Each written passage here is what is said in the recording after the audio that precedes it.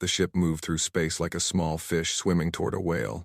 It was called the Times Unity Asterisk, and it carried the hopes of every human being alive. Inside, Director Ilara Vance stood at the observation window and watched the massive station grow larger and larger. Nexus Prime, the center of galactic civilization, a structure so big that it made Earth's moon look like a pebble. Millions of beings from hundreds of species lived there. They traded, they talked, they made decisions that shaped the lives of trillions across thousands of star systems. And today, humanity would ask to join them. Ilara was 52 years old. Her hair had turned gray early from stress and worry. She had spent 30 years working toward this moment, first as a scientist, then as a diplomat, and finally as the director of human interstellar relations. She had learned 12 alien languages. She had studied the histories and customs of every species in the galactic concord.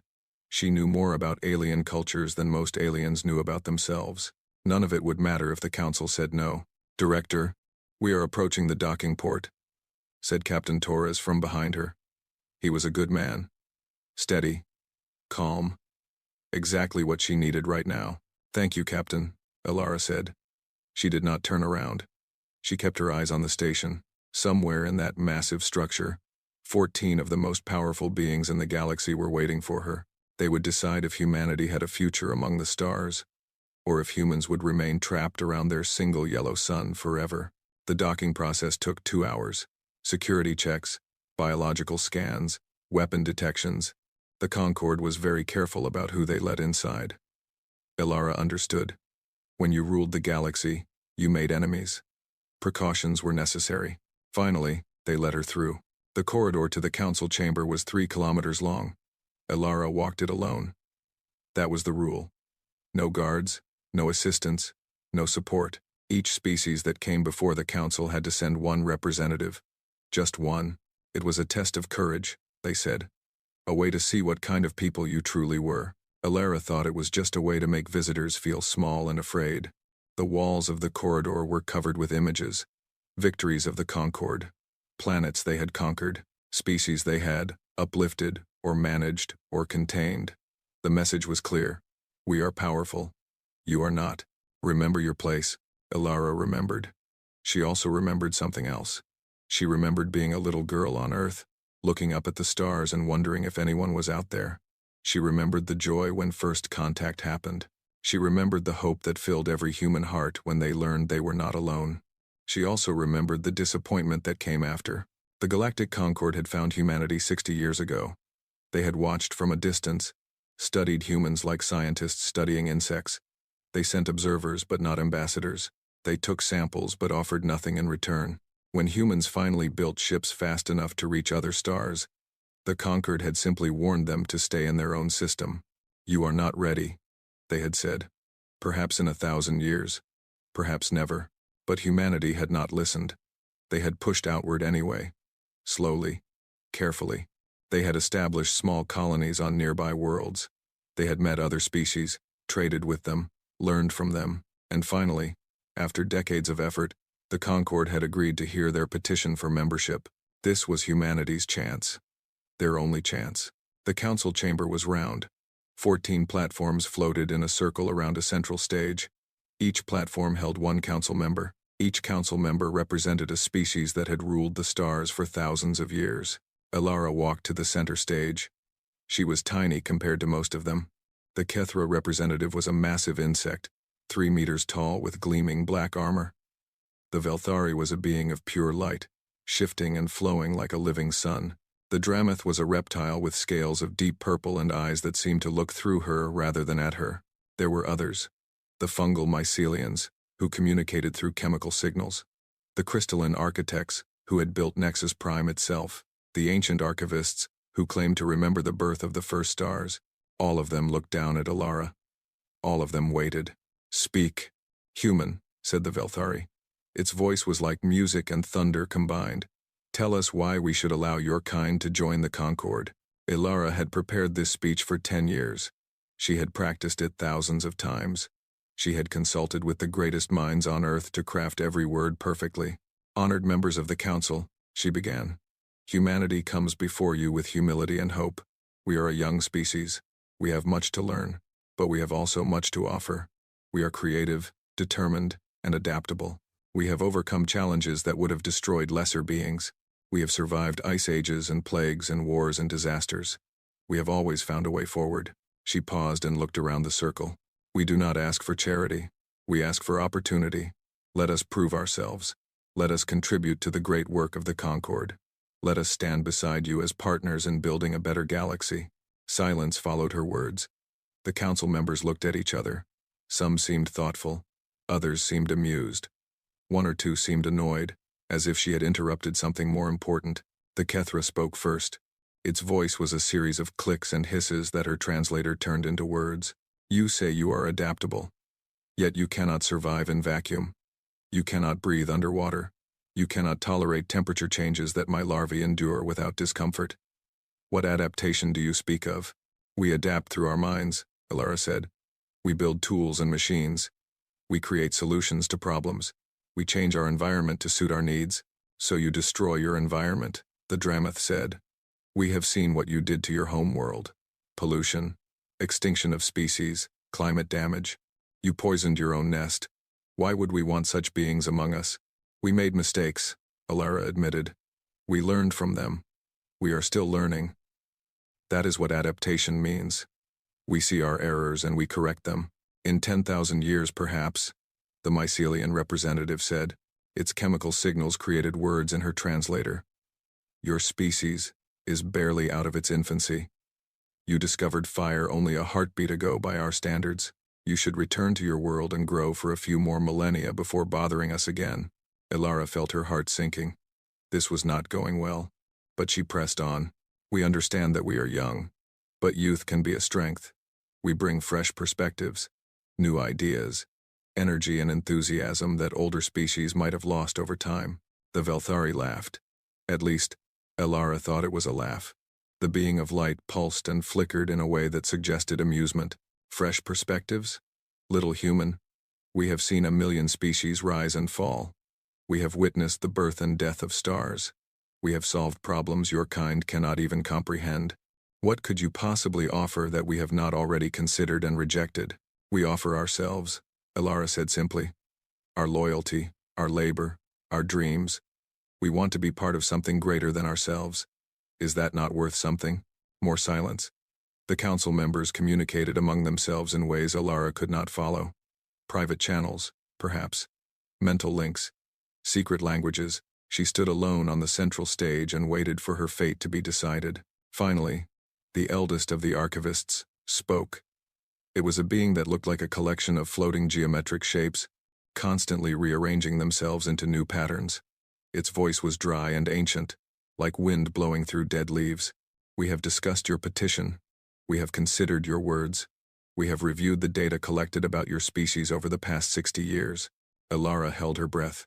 The decision of the Council is unanimous. Humanity is denied membership in the Galactic Concord. The words hit Elara like a physical blow. She had prepared herself for this possibility. She had told herself she would accept whatever decision the Council made with grace and dignity. But hearing the actual words was different. It hurt in a way she had not expected. May I ask why? She said. Her voice was steady. She was proud of that, the Velthari answered. You are too young, too aggressive, too unpredictable. Your species shows promise perhaps, but also great danger. You wage war among yourselves constantly. You destroy without thinking. You consume without restraint. These are not the qualities we seek in member species. Additionally, the Kethra added, you lack psionic capability. All Concord species possess some form of mental power. Telepathy, telekinesis, precognition. Your brains are blind and deaf to the mental spectrum. You are, in a very real sense, disabled. Your biology is fragile, the Dramath continued. You require very specific conditions to survive. Temperature, atmosphere, gravity, radiation. The range of environments you can tolerate is embarrassingly narrow. You would be a burden to any fleet or station that accepted you. Your homeworld is insignificant, the mycelian said. A small planet around a small star in a region of space with no strategic value. You control no resources we need. You occupy no territory we want. You are, to be direct, worthless to us. Each word was a knife. Elara stood and accepted them all. She did not argue. She did not beg. There was no point. The decision had been made. Probably it had been made before she even entered the chamber. This hearing had been a formality, nothing more. A chance for the council to explain their contempt to her face. "Return to your single star," the Velthari said. "Be grateful that we do not classify you as a pest species to be managed. Perhaps in 10,000 years, if you survive, you may petition again. But we doubt you will survive. Species like yours rarely do." Elara looked around the chamber one last time. She saw the dismissal in their eyes, the contempt, the absolute certainty that humanity was nothing and would never be anything. She activated the recording device hidden in her clothing. It was illegal to record council proceedings without permission. She did not care. She captured every face, every gesture, every whispered comment her translators picked up. The Kethra called humans meat that thinks. The Dramath compared them to a disease that needed to be quarantined. The archivist simply ignored her.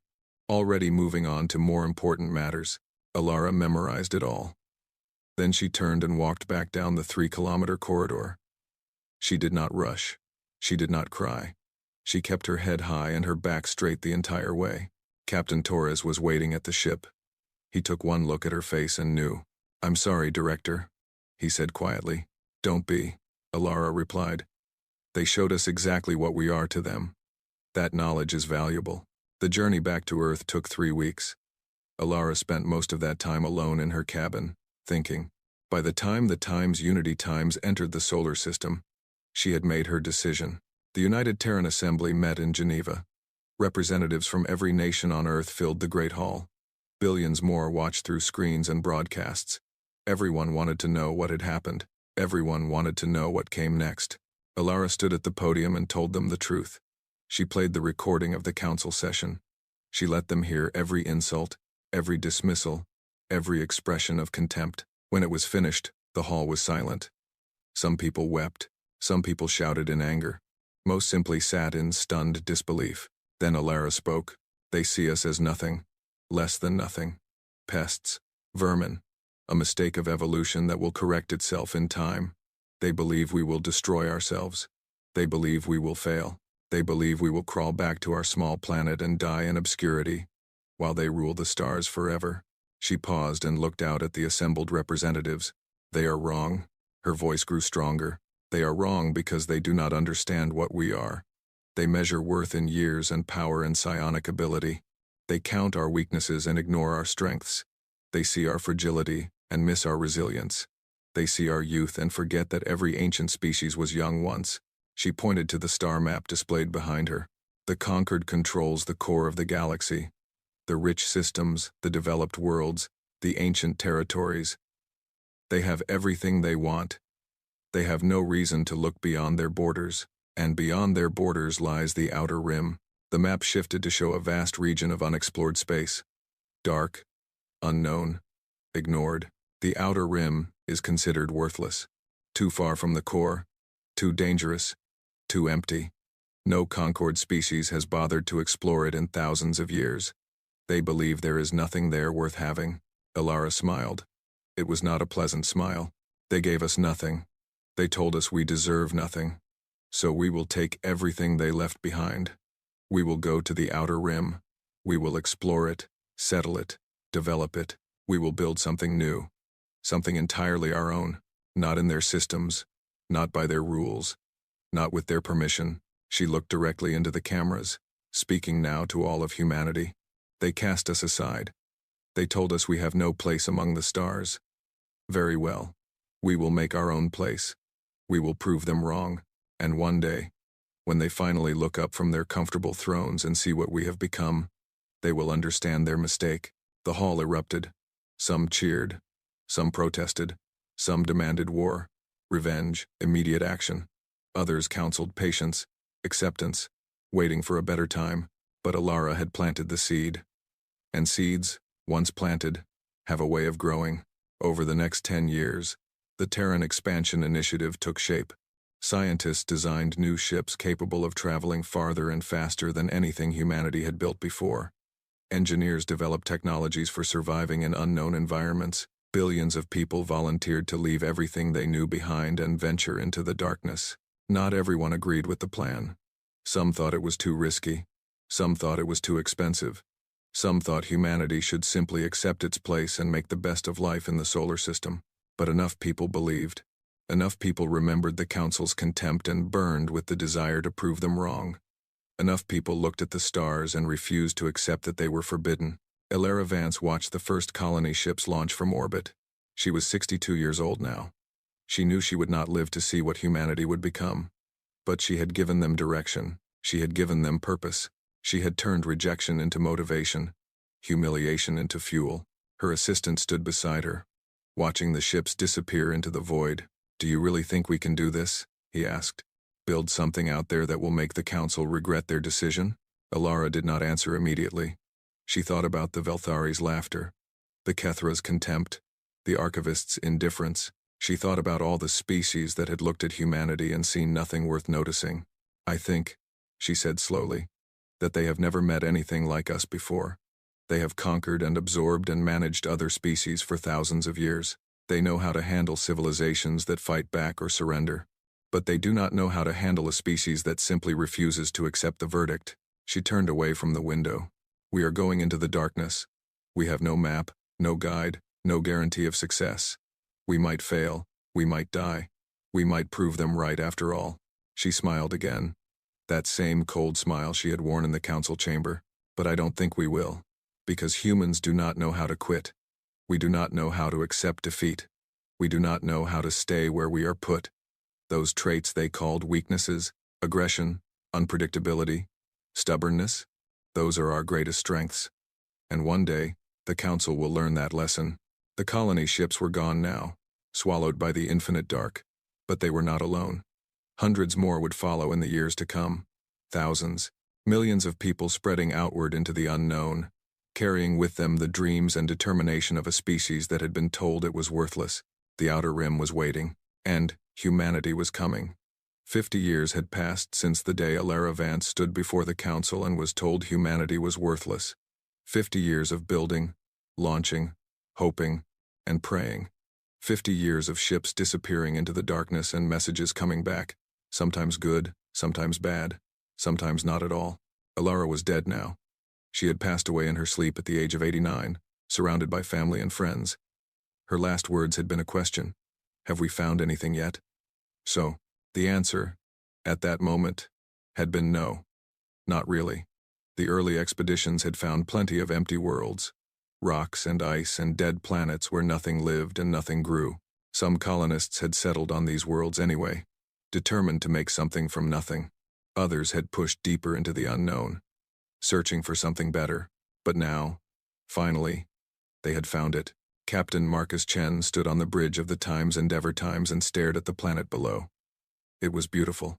Blue oceans, green continents, white clouds swirling across the surface. It looked almost like Earth, but bigger, healthier, younger.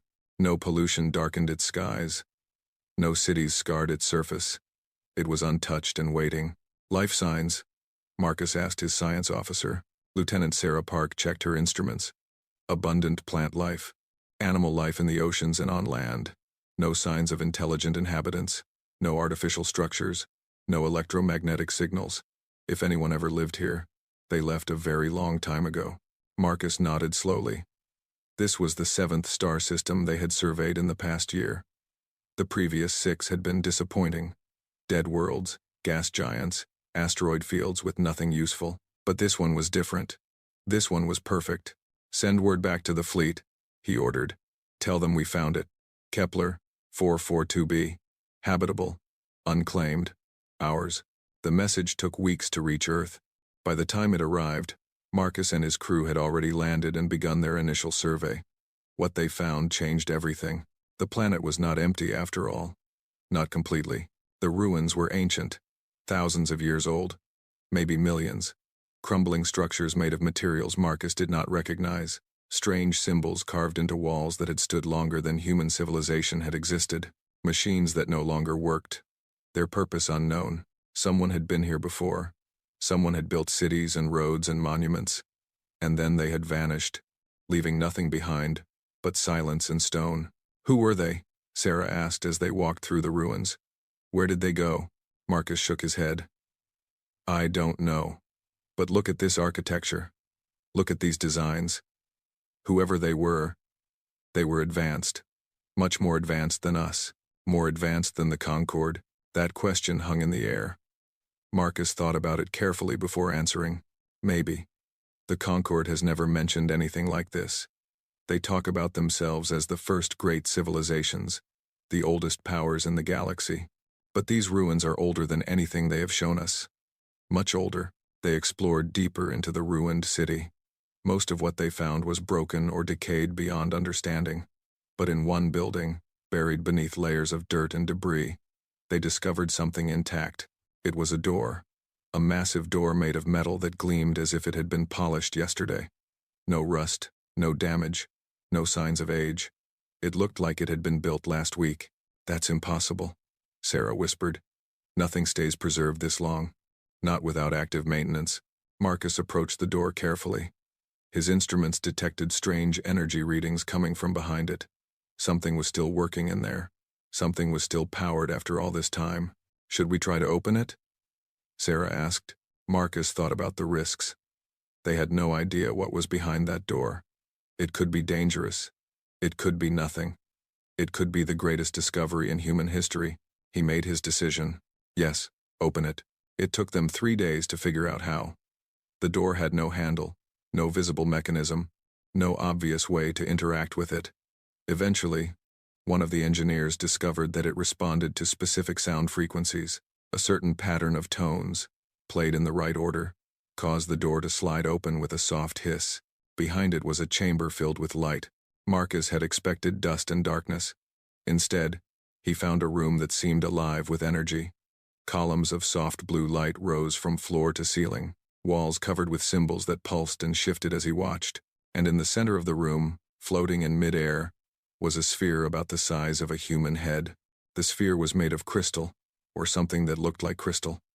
Inside it, patterns of light moved and danced in complex formations. It was beautiful, hypnotic, almost alive. What is it? Sarah breathed. Marcus reached out toward the sphere. As his hand approached, the patterns inside it changed. They formed shapes that looked almost like words, though in no language he recognized. Then, suddenly, the sphere spoke, not in sound, in thought. Information flooded Marcus's mind. Concepts, images, memories that were not his own. He saw stars being born and dying. He saw civilizations rising from primitive beginnings to cosmic power. He saw wars fought across galaxies, peace treaties signed between species that no longer existed, technologies that bent the laws of physics, and he saw the ones who had built this place. They called themselves the Precursors. Or at least, that was the closest translation his mind could manage. They had ruled the galaxy long before the Concorde existed, long before any of the current species had evolved. They had built wonders that made Nexus Prime look like a child's toy. They had understood secrets of the universe that modern science had not even begun to approach. And then they had left. Not died. Not been destroyed. Simply left. Moved on to somewhere else. Some higher plane of existence or some other galaxy or some state of being that Marcus could not comprehend. But they had left things behind. Gifts for whoever came after. Knowledge stored in crystal spheres. Machines waiting to be activated. Maps to resources and treasures scattered across the outer rim. Marcus pulled his hand back from the sphere. He was shaking. Tears streamed down his face, though he did not know why. "Captain?" Sarah's voice seemed very far away.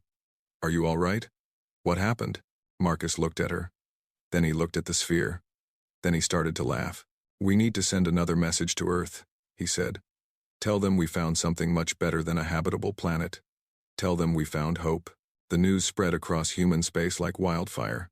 The precursor vault on Kepler 442b was just the first of many. As more expedition teams pushed into the outer rim, they found more ruins, more vaults, more gifts left behind by a civilization that had transcended millions of years ago. On a frozen moon orbiting a gas giant, miners discovered caverns filled with crystal data cores. Each core contained star maps, showing resource-rich systems that the Concorde had never charted. Metal deposits, rare elements, energy sources beyond anything known to current science. On an airless rock at the edge of a dying star system, scientists found a manufacturing facility that still worked. Feed it raw materials, and it produced components made of materials that should not exist. Alloys stronger than anything human or Concorde engineers could create. Conductors that moved energy with perfect efficiency. Metamaterials that bent light and gravity in impossible ways. On a world shrouded in perpetual storms, explorers discovered a library. Not books or screens or databases, but direct mental downloads. Centuries of accumulated knowledge poured into human minds in moments. Mathematics that solved problems Earth's greatest geniuses had struggled with for generations. Physics that explained phenomena the Concorde still called unexplainable. Biology that opened doors to medicines and modifications beyond imagination. Each discovery led to more discoveries. Each vault contained hints pointing to other vaults. The precursors had scattered their gifts across the outer rim like seeds, waiting for someone curious enough and desperate enough to find them. The Concorde had never looked. Why would they? They were already powerful. They were already ancient. They had everything they wanted. The thought of searching the empty darkness beyond their borders for treasures left by someone else had never occurred to them. But humanity had nothing. Humanity was desperate. And desperate people searched places that comfortable people ignored. Admiral Yuki Tanaka was one of the first to understand what this meant. She was 60 years old, a veteran of the early expedition fleets. She had spent most of her life in space, jumping from system to system, searching for a place where humanity could build a future. She had seen dozens of colonies rise, a few colonies fall, and countless acts of courage and sacrifice along the way. Now she stood on the bridge of her flagship, the Times Horizon Asterisk, and looked out at Bastion Station. 10 years ago, this had been empty space. Now it was the heart of human civilization in the outer rim, a massive habitat orbiting a captured gas giant, home to 3 million people and growing every month. Shipyards stretched out from its core, building vessels faster than humans had ever built them before. Research facilities hummed with activity as scientists worked to understand and replicate precursor technologies. "Admiral," her aide said, "the latest population report from Earth. They're sending another wave. 20 million colonists over the next 5 years." Yuki nodded. The exodus continued. It had started as a trickle after Alara Vance's speech. Then it had become a stream. Now it was a flood. People from every nation, every background, every walk of life, were volunteering to leave everything behind and start over in the outer rim. Some came for adventure. Some came for opportunity. Some came because they had nothing left to lose. But all of them came because they believed in the dream Alara had planted 50 years ago. The dream of proving the Council wrong. "Send them," Yuki said. "We have room. We have resources. We have work for everyone." She turned to look at the star map displayed on the bridge. Human territory was marked in blue. It had started as a single dot around Earth. Now it was a spreading stain across the outer rim, covering hundreds of star systems. Not all of those systems were developed. Most were still being surveyed or had small outposts. But the foundation was there. The infrastructure was growing. Every year, humanity became stronger, more established, more permanent. And the Concorde still had not noticed. That surprised Yuki more than anything else. She had expected the ancient powers to react to humanity's expansion, to send observers, diplomats, maybe even threats. But there had been nothing. Complete silence from Nexus Prime. She had discussed this with the other admirals, the colony governors, the scientists. They had theories. The Concorde was too arrogant to care what happened in the worthless outer rim. The Concorde was too slow and bureaucratic to notice changes on the frontier. The Concorde simply did not believe that humanity could build anything significant, so they did not bother to check. Whatever the reason, their blindness was a gift. Every year of peace was a year to grow stronger. Every year without interference was a year to establish deeper roots. The longer the Concorde ignored them, the harder it would be to uproot them later. "We need to be ready," Yuki said to no one in particular. "They will come eventually.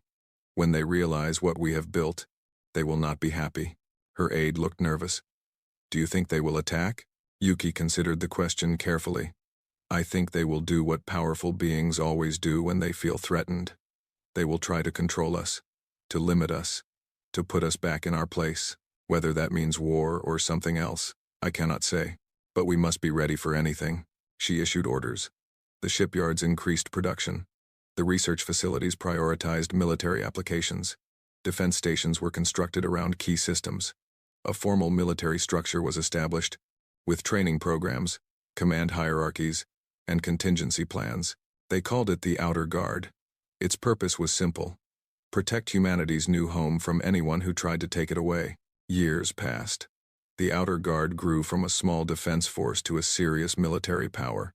Human scientists cracked more precursor secrets, adapting ancient technologies to modern needs. Ships became faster, stronger, more capable. Weapons became more powerful. Shields became harder to penetrate.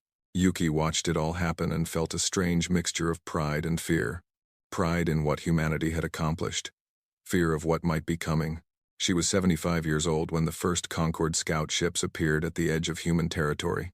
They were small vessels, designed for observation rather than combat. They jumped in, scanned the area, and jumped out before anyone could intercept them. Classic reconnaissance tactics. Yuki knew what this meant. The Concorde had finally noticed. They were gathering information, assessing the situation, preparing their response. She called an emergency meeting of the Terran Outer Rim Confederation, the governing body that had formed to coordinate human activities across the rim.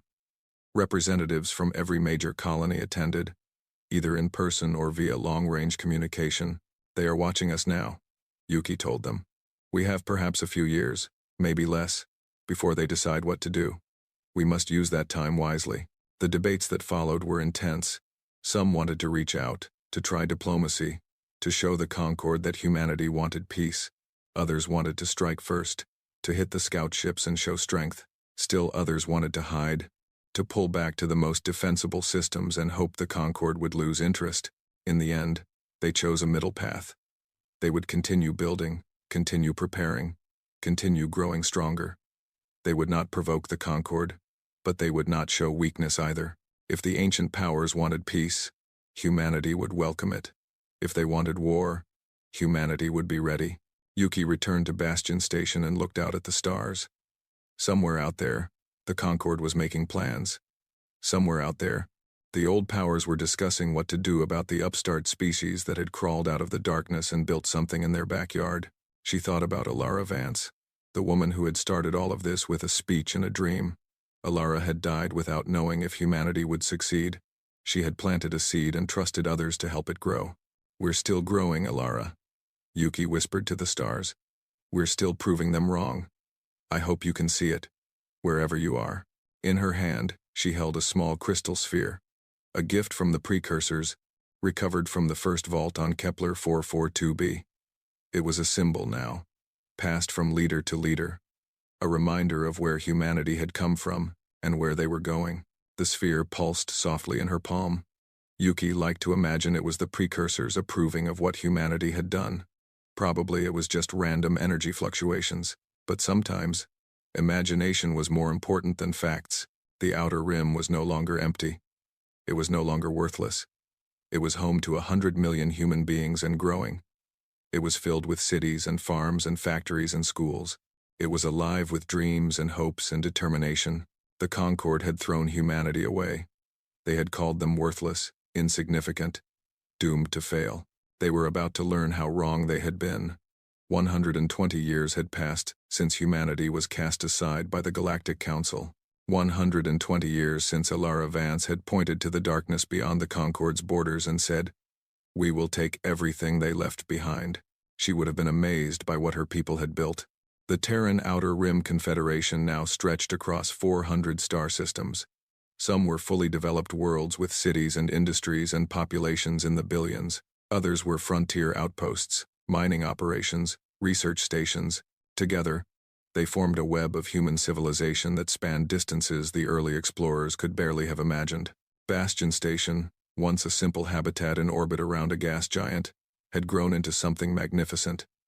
It was now a city habitat larger than most moons, home to 50 million people. Ships came and went constantly, carrying goods, passengers, and information to every corner of human space. It was the heart of the Confederation, the symbol of everything humanity had achieved. Chancellor Amara Okonkwo stood at the great window in her office, watching the endless stream of traffic. She was 63 years old, tall and strong, with gray hair cut short and eyes that had seen both the best and worst of what humanity could do. She had been chancellor for 8 years now, elected by the Confederate Assembly to lead their young civilization through whatever challenges lay ahead. Those challenges were about to become very real. "Chancellor," said her aide, stepping into the office. "The council meeting is about to begin. They're waiting for you." Amara nodded and turned away from the window. The Confederate Assembly was gathered in the great hall below, along with military commanders, scientists, and representatives from every major colony. They had come to discuss the most important question facing humanity: what to do about the Concorde. The scout ships had stopped appearing 2 years ago. At first, the military had hoped this meant the Concorde had lost interest, but intelligence reports told a different story. The ancient powers were not losing interest. They were gathering their forces. They were preparing something big. Amara walked into the great hall and took her place at the central podium. The room fell silent as she looked out at the assembled crowd. Thousands of faces looked back at her. Some worried, some determined, some afraid. They all wanted to know what she was going to say. They all wanted to know if they were safe. "Friends," Amara began, "we are here to discuss our future. Not just the next year, or the next decade, but the future of humanity itself. What I have to tell you is difficult, but you deserve to know the truth." She gestured, and a holographic display appeared behind her. It showed the latest intelligence data, gathered by stealth probes and intercepted communications. The Concorde has assembled a fleet at the edge of their territory. 800 warships, 30 million soldiers, weapons and technologies that we are still working to understand. This is the largest military force they have gathered in over 1,000 years. Murmurs spread through the crowd. 800 warships. The Confederation's entire fleet numbered less than 300, and many of those were converted cargo ships or hastily built patrol vessels. "We do not know exactly when they will move," Amara continued, "but we know where they are going. Here, to the outer rim. To us." She paused to let that sink in. "Some of you are wondering why. We have done nothing to threaten the Concorde. We have stayed in our own territory. We have not challenged their authority or interfered with their operations. Why would they come for us?" Amara looked around the room slowly. "Because we exist. Because we have built something without their permission. Because we have grown stronger than they expected. Because we have proven their judgment wrong. And powerful beings do not like being wrong." She pulled up another image. A recording of the council session from 120 years ago. Elara Vance, standing alone before the 14 ancient powers. The Velthari laughing. The Kethra calling humans meat that thinks. The archivist turning away in disinterest. They told us we were worthless. They told us to crawl back to our small planet and wait to die. But we did not crawl. We did not die. We spread across the stars they had abandoned. We found treasures they were too arrogant to seek. We built a civilization from nothing. Her voice grew stronger. And now they are afraid. Not of our weapons, though our weapons have grown strong.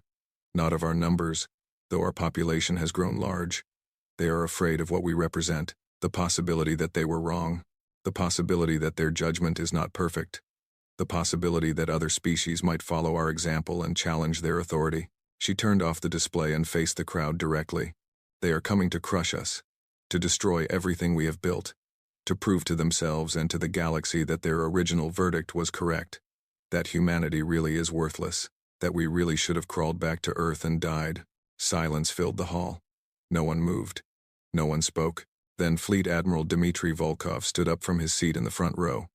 He was 70 years old. Born on a colony ship during the Great Exodus, his entire life had been shaped by humanity's struggle to survive in the Outer Rim. He had risen through the military ranks on talent and determination, becoming the commander of the Outer Guard 15 years ago. "Chancellor," he said, his voice carrying through the hall. "What are your orders?" Amara smiled slightly. She had known Dmitry for 20 years. He was not a complicated man. He saw problems and he wanted to solve them. If the Concorde was coming, he wanted to fight. That was his nature. "Admiral Volkov," she said, "the floor is yours. Tell us what we face." Dmitry walked to the podium and activated his own displays. Technical data, ship specifications, tactical analyses. He went through them methodically, explaining the Concorde's strengths and weaknesses, their likely strategies, their probable targets. Their fleet is larger than ours, he admitted. Their individual ships are, in most cases, more powerful than ours. Their crews have more experience, more training, more resources. On paper, they should destroy us easily. He paused and let the silence stretch. But we have advantages they do not expect. First, we have precursor technology. Our ships may be smaller, but our weapons are now at least equal to theirs, and in some cases, superior. Our shields use principles they do not understand. Our engines can do things their engineers believe are impossible. He pulled up more data. Second, we know this territory. The Outer Rim is our home. We know every system, every asteroid field, every navigational hazard. They will be fighting in unfamiliar space while we fight in our own backyard. Third, and most important, we have something they lost long ago. Desperation, hunger, the will to survive at any cost. They are coming here expecting a quick victory over inferior beings. They expect us to break and run.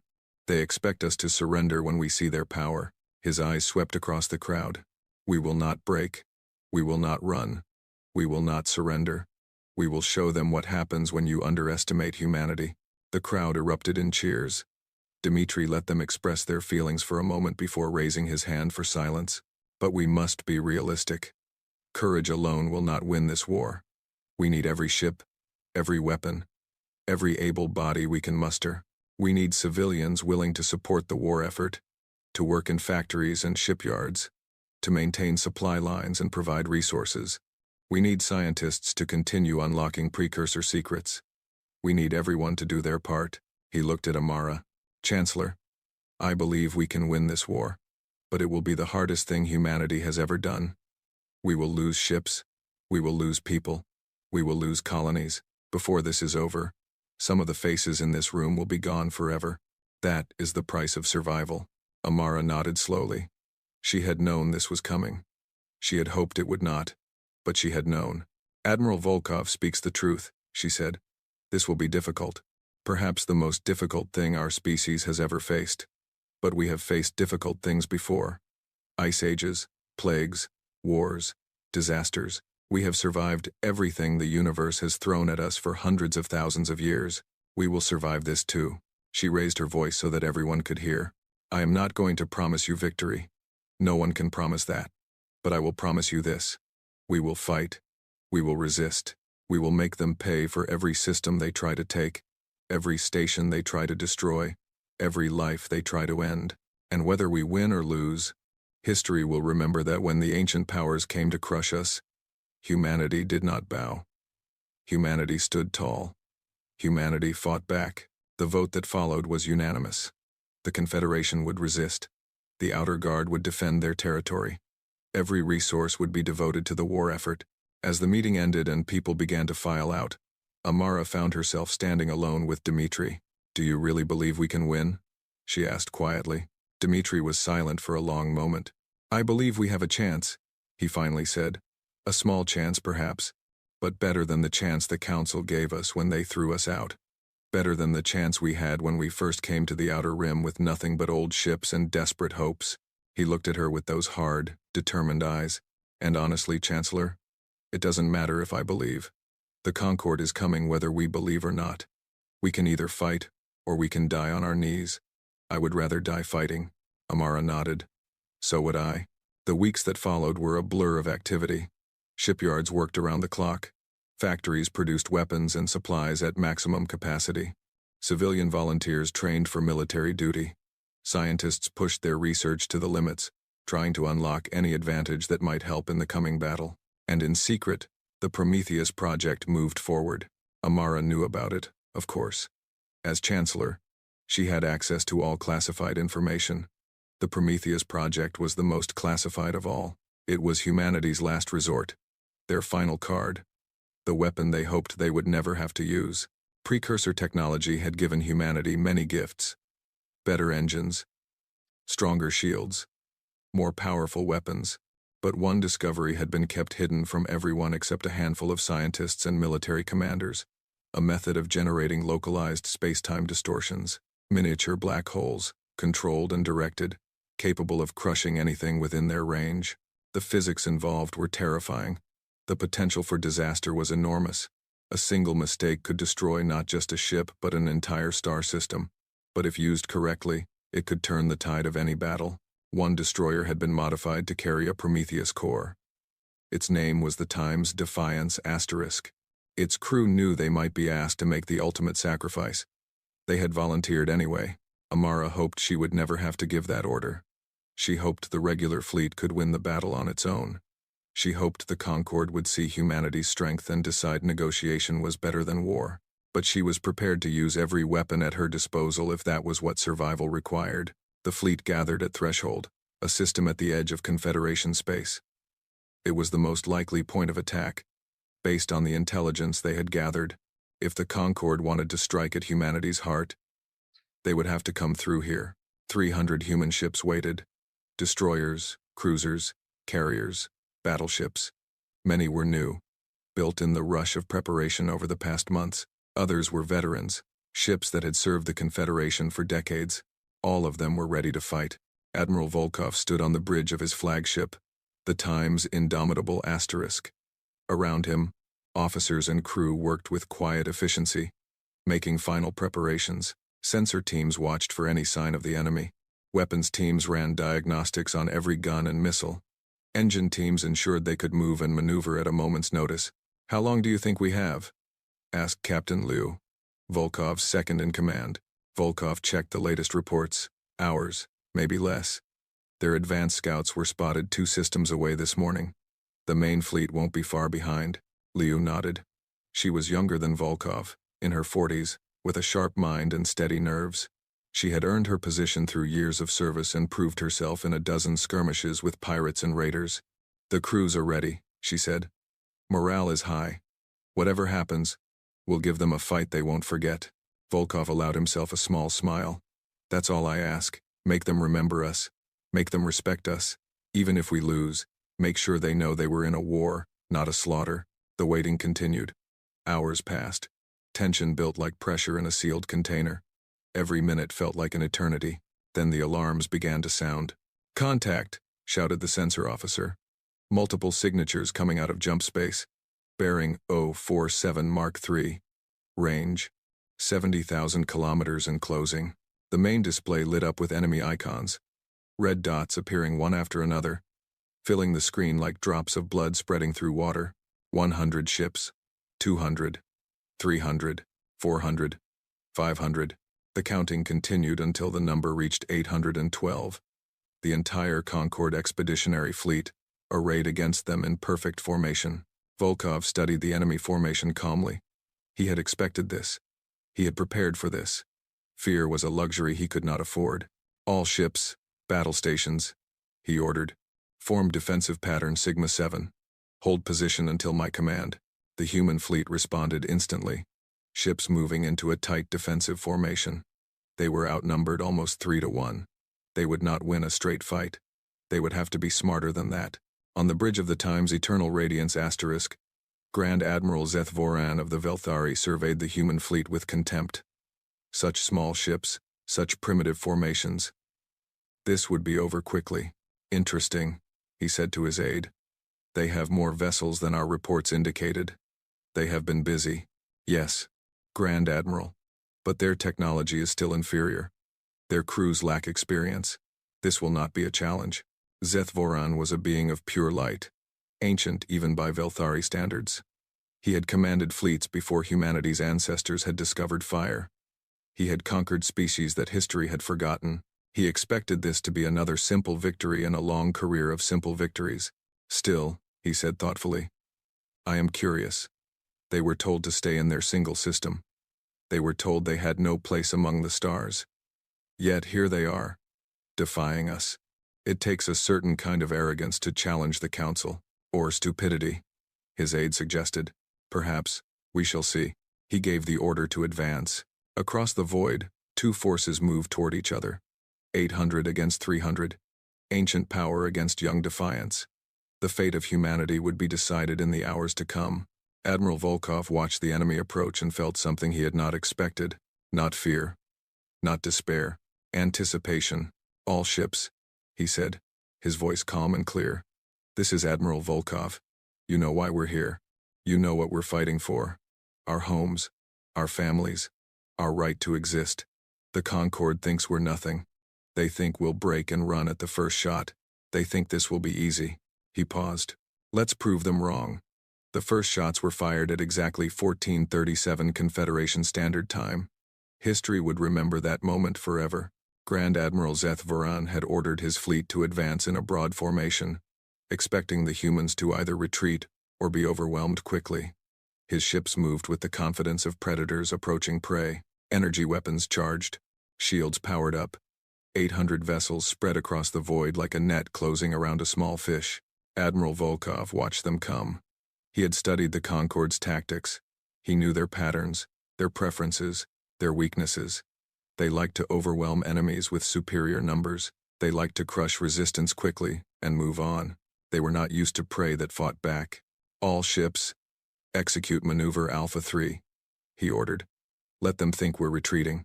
The human fleet began to fall back, moving toward the asteroid field behind them. The Concorde fleet accelerated to pursue. Just as Volkov had predicted, they're taking the bait, Captain Liu observed. Their formation is spreading as they try to cut off our retreat. Volkov nodded. The Concorde had thousands of years of victory behind them. They had never learned to be cautious. They had never needed to. Wait for it, he said. Wait until they're fully committed. The Concorde ships pushed into the asteroid field, following the retreating humans. Their sensors were good, but the dense rock formations scattered their readings, made it harder to track individual ships, exactly as planned. Now, Volkov said, execute Omega Protocol. All ships, attack. The human fleet stopped retreating and turned to fight. But they did not attack head-on. Instead, they scattered, breaking into small groups of 3 or 4 ships each. Each group targeted a different section of the enemy formation. On the Time's Eternal Radiance asterisk, Zeth Voran watched the human ships disappear from his tactical display as they dove into the asteroid field. What are they doing? He demanded. They can't hide from us. Find them. His sensor operators worked frantically, trying to track the fast-moving human vessels. But the asteroids provided cover, and the humans were using every advantage they could find. The first attack came from nowhere. Commodore Jin Reyes commanded the Times Constellation Times battle group. 4 ships working together in perfect coordination.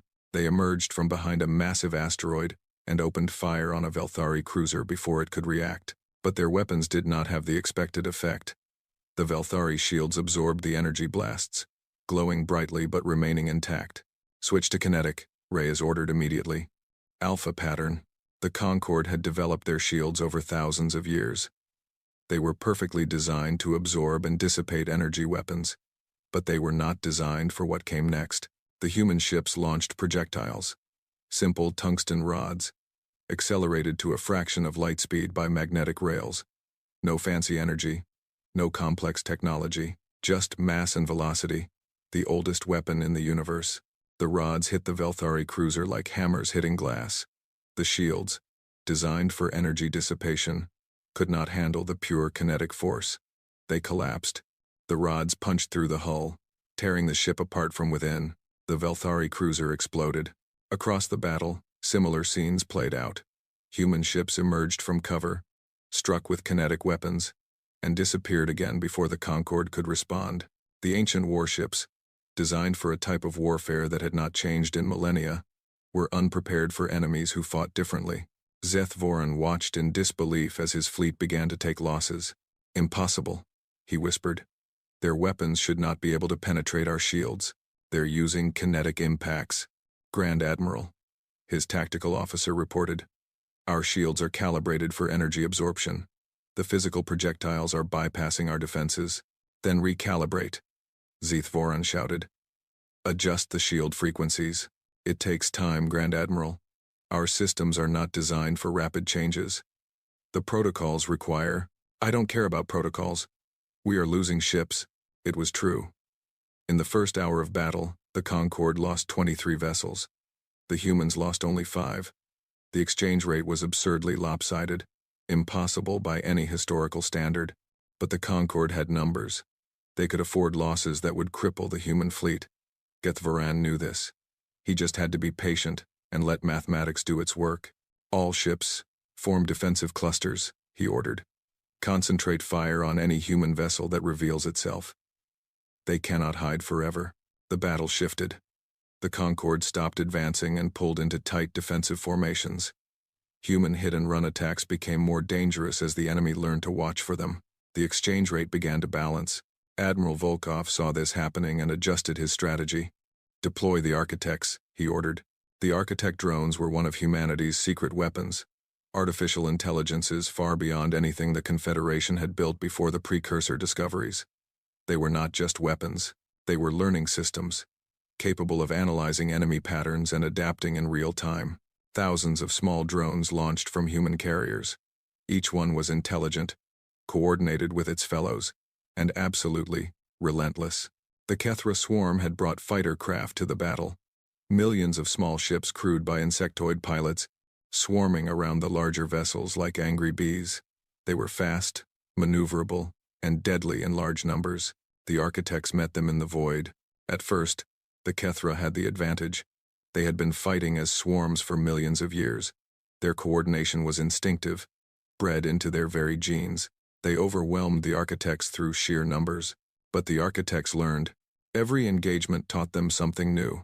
Every destroyed drone sent data back to its fellows. Within minutes, the architects began predicting Kethra attack patterns. Within an hour, they were anticipating movements before they happened. Kethra fighters began dying in waves. They would swoop in for an attack, and the architects would already be there, waiting, firing before the Kethra even knew they were targeted. The swarm leader screamed in frustration through his command channel. They are learning too fast. Our patterns are useless. Every attack fails. Change your patterns. Gethvaran ordered. We are trying, but they adapt faster than we can change. It is like fighting an enemy that knows our thoughts. On the bridge of the Time's indomitable asterisk, Volkov allowed himself a moment of satisfaction. The architects were performing beyond expectations. The battle was not won, but it was no longer the certain defeat everyone had predicted. Admiral, Captain Liu said urgently. New contact. A large ship is emerging from the Concorde formation. Very large. Volkov looked at the display. A massive vessel, easily 10 times the size of his flagship, was moving toward the human lines. Its shape was unfamiliar, covered with strange protrusions and glowing nodes. What is that? Unknown, sir. We have no records of anything like it. Sensors show enormous power readings. Whatever it is, it's not a normal warship. The massive ship stopped at the edge of the asteroid field. For a moment, nothing happened. Then the glowing nodes began to pulse with increasing intensity. Energy spike, Liu shouted. Something is. The ship fired. A beam of pure white light lanced across the void. It struck an asteroid the size of a small moon and vaporized it instantly. Then it swept sideways, cutting through 3 human cruisers that were hidden behind the asteroid. They did not explode. They simply ceased to exist, converted to expanding clouds of superheated gas. Volkov stared in horror. In a single shot, the enemy had killed more humans than the rest of the battle combined. All ships, disperse, he ordered. Get away from that weapon's firing arc. Move. The human fleet scattered. The massive ship fired again, and again, each beam annihilating anything it touched. Asteroids, ships, defense platforms. Nothing could withstand its power. What do we do? Liu asked, her voice shaking for the first time. Our weapons can't touch something that size. It will destroy us all. Volkov's mind raced through options. Conventional attacks were useless.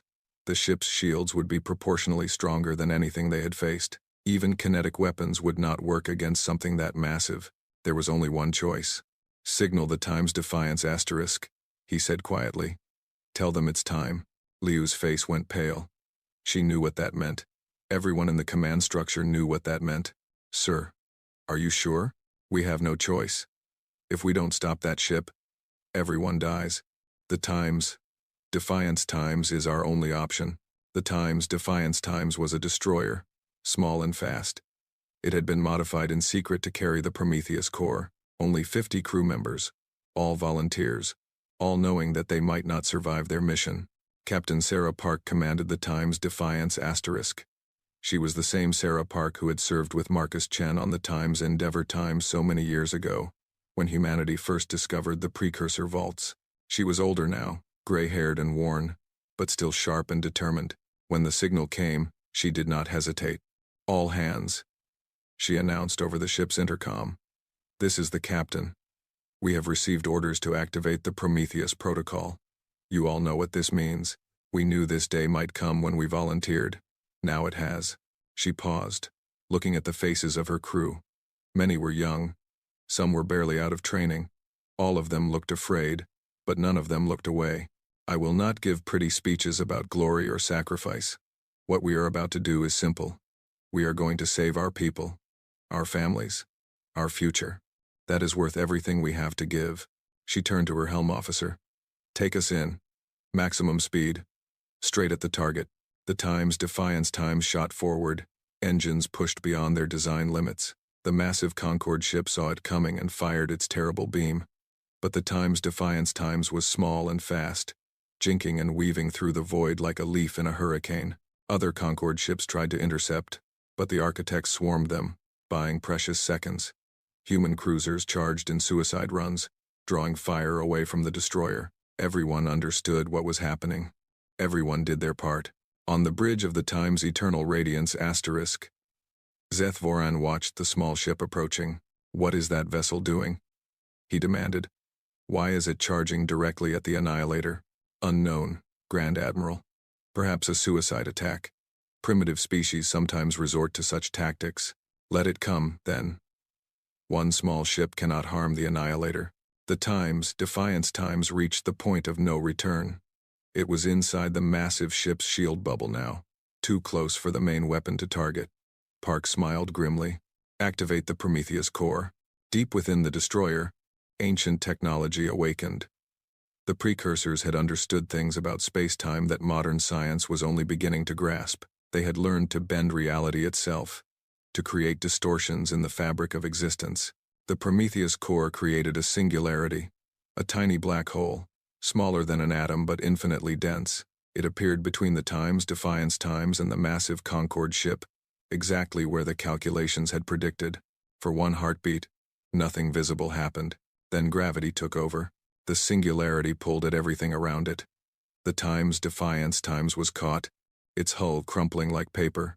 Captain Park and her crew died instantly, crushed by forces beyond imagination. But they did not die alone. The massive Concorde ship was pulled toward the singularity. Its shields were useless against gravity. Its mighty hull bent and twisted, metal screaming as it was stretched and compressed. The ship that had seemed unstoppable, that had vaporized asteroids and annihilated cruisers, was dragged toward a point of infinite density. 47 other Concorde ships were caught in the effect. They too were pulled in, crushed, compressed, destroyed. Grand Admiral Zeth Voran's flagship, the Times Eternal Radiance Asterisk, was among them. In his final moments, Zeth Voran understood what had happened. These humans, these primitive beings he had dismissed as worthless, had mastered a technology the Concorde had never imagined. They had turned the fundamental forces of the universe into a weapon. His last thought, before the singularity tore him apart, was a single word: impossible. The singularity collapsed after 7 seconds. Exactly as designed. It left behind nothing but a sphere of compressed matter, the size of a marble, containing the remains of 48 warships and 1 brave destroyer. The Battle of Threshold Gate paused. Both sides stared at the place where the singularity had been. The Concorde fleet was in shock. Their greatest weapon, their invincible Grand Admiral, nearly 50 of their finest ships, all gone in an instant. Admiral Volkov recovered first. "All ships," he ordered, his voice hard as steel. "Attack. Now. While they're confused. Give them everything we have." The human fleet surged forward. Ships that had been hiding, conserving strength, now threw themselves at the stunned enemy. Kinetic rounds hammered conquered shields. Architect drones swarmed through gaps in defensive formations. Human crews, inspired by the sacrifice of the Defiance Asterisk, fought with desperate fury. The Concorde fleet broke. It did not happen all at once. First, one ship turned and ran, then another, then a dozen, then 100. The ancient discipline that had held them together for millennia crumbled in the face of something they had never experienced: fear. Within 3 hours, the Concorde Expeditionary Fleet was in full retreat. They left behind 216 destroyed ships, countless dead crew members, and the shattered remains of their reputation. The greatest military force in the known galaxy had been defeated by a species they had called worthless. Admiral Volkov stood on the bridge of the Times, indomitable Times, and watched them flee. He felt no joy. Too many of his own people had died for joy. The Times, Defiance Times, and her crew, dozens of other ships, thousands of lives, but they had won. "Send a message to Bastion Station," he said quietly. "Tell the Chancellor, the battle is over. We are still here." On Bastion Station, Chancellor Amara Okonkwo received the news with tears in her eyes. She had watched the battle through real-time transmissions, seen the impossible victory unfold, seen the sacrifice of the Times Defiance asterisk. She had never felt more proud or more sad in her life. Around her, people were celebrating. News of the victory was spreading across human space, and everywhere, people were shouting, crying, embracing. They had faced extinction and survived. They had proven themselves against the greatest power in the galaxy. But Amara knew the truth. This was not the end. It was barely the beginning. The Concorde would not accept this defeat. They would regroup, reconsider, return. The war was not over. It would continue for years, perhaps decades. More battles would be fought. More lives would be lost. The road ahead was long and hard, but for this moment, this one precious moment, humanity had won. She walked to her office window and looked out at the stars. Somewhere out there, the retreating Concorde fleet was licking its wounds, trying to understand what had happened. Somewhere out there, the other species of the galaxy were hearing the news and wondering what it meant. A species the Council had dismissed as worthless had just defeated the mightiest fleet ever assembled. The galaxy would never look at humanity the same way again. Amara reached into her pocket and pulled out a small crystal sphere, the same one Admiral Tanaka had carried, passed down from leader to leader. A gift from the precursors, a symbol of how far humanity had come. "We did it, Alara," she whispered to the ghost of the woman who had started it all. "We proved them wrong. We showed them what we are." The sphere pulsed softly in her hand, its patterns shifting and flowing like thoughts in crystal form. Whatever came next, humanity would face it together. They had earned their place among the stars, and no one would ever take it away. The galaxy held its breath for 3 months after the Battle of Threshold Gate. News of the Concorde's defeat spread like fire through dry grass. Every species, every world, every sentient being learned what had happened. The humans, those primitive creatures the Council had dismissed as worthless, had crushed the mightiest fleet ever assembled. Grand Admiral Zeth Voran, the legendary Velthari commander who had never known defeat, was dead. 200 warships were destroyed. The rest had fled in terror. For the first time in 12,000 years, the Galactic Concorde looked weak. On Nexus Prime, the Council met in emergency session. The 14 ancient powers gathered in the same crystalline chamber where they had once rejected humanity, and they argued about what to do next. The Kethra demanded immediate revenge. "We must destroy them, send every ship we have, burn their colonies to ash, show the galaxy that challenging the Concorde means death." The Dramath counseled caution. "We underestimated them once. Another hasty attack could fail again. We need time to study their weapons, understand their tactics." The archivists, as always, observed and recorded, offering little opinion. The Mycelians raised a possibility none wanted to consider. "Perhaps we should negotiate. They have proven their strength. Continued war benefits no one." The suggestion was met with outrage. Negotiate? With humans? The species they had called pests? It was unthinkable. But the practical reality could not be ignored. The Concorde had other concerns besides humanity. There were always threats on the borders, always internal tensions to manage, always resources to protect. Devoting everything to crushing one species in the outer rim would leave them vulnerable elsewhere. And there was the weapon to consider: the singularity technology. No one in the Concorde understood how the humans had developed it. If they could use it once, they could use it again. Any fleet sent against them might suffer the same fate as Zeth Voran's. The debate continued for weeks. Meanwhile, the humans did something unexpected. They did not attack. Chancellor Okonkwo had the power to order a counteroffensive. The Concorde was reeling, confused, afraid. A strike now could push deep into their territory. Capture systems, force concessions. Admiral Volkov and much of the military urged exactly this strategy. But Amara remembered something. She remembered Ilara Vance's final words, spoken on her deathbed decades ago. Don't become them. Whatever you do, don't become what they tried to make us. The Council had ruled through fear and force for 12,000 years. They had conquered, dominated, crushed any species that challenged them. Their empire was built on the bones of countless civilizations that had dared to resist. Humanity could follow the same path. They could use their victory to launch a war of conquest. They could become the new dominant power, replacing one empire with another. The temptation was strong. Amara rejected it. She called a special session of the Confederate Assembly. The Great Hall on Bastion Station was packed with representatives, military commanders, and citizens. Everyone wanted to know what would happen next. Everyone wanted to know if there would be more war. Amara stood at the podium and looked out at the crowd. She saw fear in some faces, anger in others, hope in a few. They were all waiting for her to tell them what to do. "We won a great victory," she began. "We proved that humanity cannot be ignored, cannot be dismissed, cannot be destroyed easily. We earned respect through blood and sacrifice. The galaxy knows our name now." She paused. "But victory is not the end. It is a beginning. We must now decide what kind of civilization we want to be, what kind of future we want to build, what legacy we want to leave for our children and grandchildren." She looked at Admiral Volkov, sitting in the front row.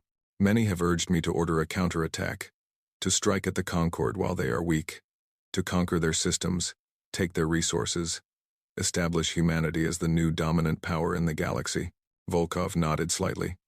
He had made this argument himself, many times. "I understand the appeal of this strategy. The Concorde treated us with contempt.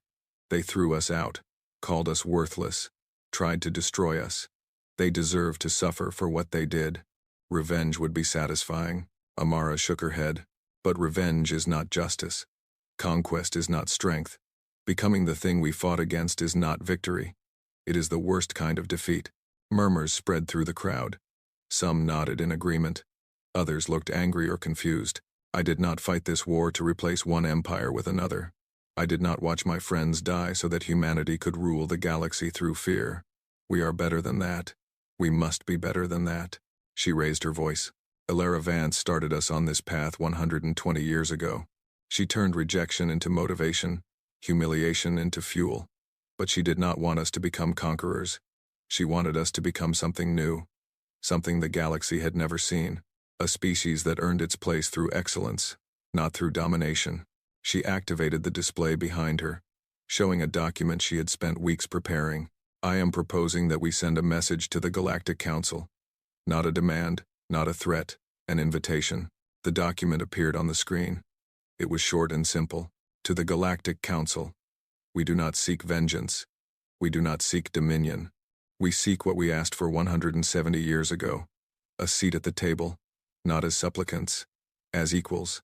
The Outer Rim is ours. We will defend it unto extinction, but we have no desire for your worlds. Come, let us speak as civilizations should, not as masters and servants, but as neighbors in an infinite cosmos." The hall erupted in chaos. People shouted, argued, debated. Some thought the proposal was wise and generous. Others thought it was weak and foolish. The argument continued for hours. In the end, they voted. It was close, closer than Amara had hoped. But the proposal passed. The message would be sent.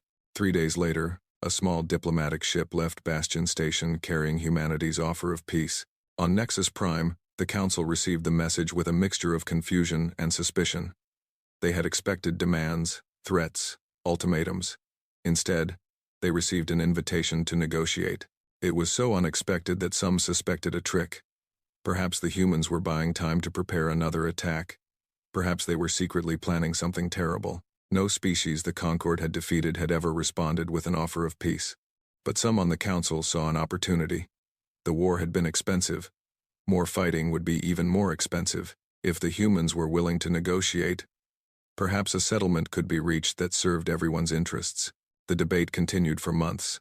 Meanwhile, the military situation remained frozen. Neither side attacked. Both sides watched and waited. Finally, the council sent their reply. They agreed to negotiations. A meeting would be held at a neutral location, a space station in the disputed territory between human and Concord space. Representatives from both sides would attend. The Threshold Conference, as it came to be known, lasted for 6 months. Negotiators argued over every point, every word, every detail. There were moments when talks nearly collapsed, when old grievances threatened to destroy any chance of agreement. Chancellor Okonkwo led the human delegation herself.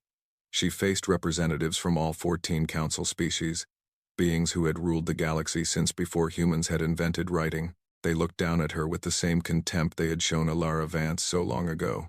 But now there was something else in their eyes. Fear, respect, uncertainty. Amara used every skill she had. She was patient when patience was needed, firm when firmness was required. She made concessions on minor points to win victories on major ones. She never let anger or pride cloud her judgment. Slowly, painfully, an agreement took shape. The Treaty of Threshold recognized humanity's right to the Outer Rim. The Concord would not interfere with human territory or development. In exchange, humanity agreed not to expand into Concord space or support rebellions against their authority. Trade agreements were established. Diplomatic relations were formalized. A system was created for resolving future disputes without war. And most importantly, humanity received a seat on the Galactic Council itself, not as a junior member, not as an observer, as a full participant with equal voice and equal vote. The Concord of 14 became the new Concord of 15. The signing ceremony was held on Nexus Prime, in the same crystalline chamber where Alara Vance had been rejected 170 years earlier. Chancellor Okonkwo stood at the same central stage, surrounded by the same floating platforms, facing representatives of the same ancient species. But everything was different now. She signed the treaty with a stylus that had belonged to Alara Vance, passed down through generations of human leaders. When she finished, she looked up at the council members and spoke. 170 years ago, a woman stood where I stand now. She asked for a chance to prove humanity's worth. You refused her. You called us worthless, insignificant, doomed to fail. She let the words hang in the air. She did not argue. She did not beg. She went home and told her people to prove you wrong. And they did. We did. Not through conquest or revenge, but through determination, creativity, and refusal to accept your verdict. She gestured at the treaty. This document is not a surrender. It is not a victory. It is a recognition of reality. We exist. We are strong. We are here to stay. You can either work with us or against us, but you cannot ignore us anymore. She looked directly at the Velthari representative, the successor to the being who had laughed at Alara Vance. You called us pests. You said we should be grateful you didn't manage us like vermin. Today, we sign a treaty as equals. I hope you understand what that means. It means your judgment was wrong. It means your arrogance blinded you. It means the galaxy is bigger and more complex than you ever imagined. The Velthari said nothing. There was nothing to say.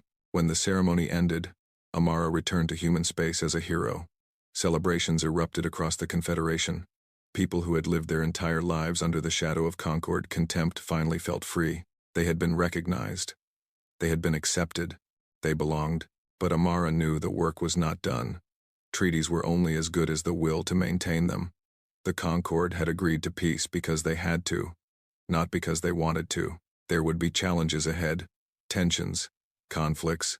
The old species would test humanity's resolve, probe for weaknesses, look for opportunities to reassert their dominance. And some humans would want to test the Concord as well. Volkov and his faction still believed in strength, in expansion, in showing the galaxy that humanity was the rising power. They would push for more aggressive policies, greater military spending, bolder actions on the galactic stage. Amara would have to balance all of these forces, keep the peace, guide humanity through its new role. It would not be easy. 1 year after the Treaty of Threshold, a monument was unveiled on Bastion Station. It stood in the central plaza, visible from anywhere on the habitat, a statue of Alara Vance, carved from asteroid stone, her hand outstretched in offering.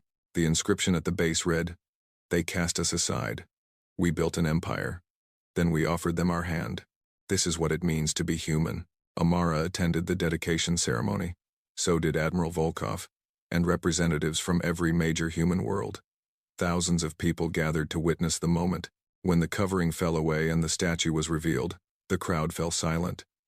Alara Vance looked down at them with the same determined expression she had worn in life. Her outstretched hands seemed to reach across time, connecting the past to the present. Amara spoke briefly. Alara Vance never saw what we became. She died wondering if humanity would succeed or fail. But everything we have, everything we are, started with her. With her refusal to accept defeat. With her vision of what we could become. We owe her more than we can ever repay. She looked up at the statue. But I think the best way to honor her memory is not through statues or ceremonies. It is through our choices. Every day, every moment, we decide what kind of species we will be. Do we choose fear or courage, revenge or mercy, domination or cooperation? Those choices define us more than any military victory or diplomatic treaty. She turned to face the crowd. We have power now. Real power. The kind of power the Concord has held for thousands of years. What we do with that power will determine our legacy. Will we be remembered as conquerors who replaced one empire with another? Or will we be remembered as something new? Something better? A species that earned its place through excellence and then used its strength to lift others up? She smiled. I know what Alara would have chosen, and I know what we should choose. Not because it is easy, but because it is right. Because we are better than our pain. Because mercy is not weakness. Because true strength is measured not by what you take, but by what you give. After the ceremony, Amara found herself alone with Admiral Volkov. They stood at the observation window, looking out at the stars.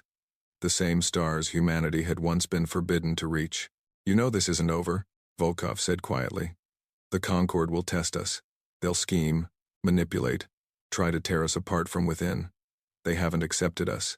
They're just biding their time. Amara nodded. I know, and some of our own people will cause problems. There are factions who want war, who think we should have crushed the Concord when we had the chance. They won't be satisfied with treaties and diplomacy. I know that too. Volkov turned to look at her. And we'll be ready? Amara met his gaze. For a moment, Volkov saw something in her eyes that reminded him of the stories about Alara Vance. The same cold fire, the same absolute determination. Dmitri, she said softly. We've always been ready. That's what they never understood about us. Humanity doesn't wait to be ready. We become ready. We adapt. We overcome. We endure. She turned back to the window, to the infinite expanse of stars. They thought our youth was a weakness. They were wrong. Youth means we haven't learned to accept limits yet.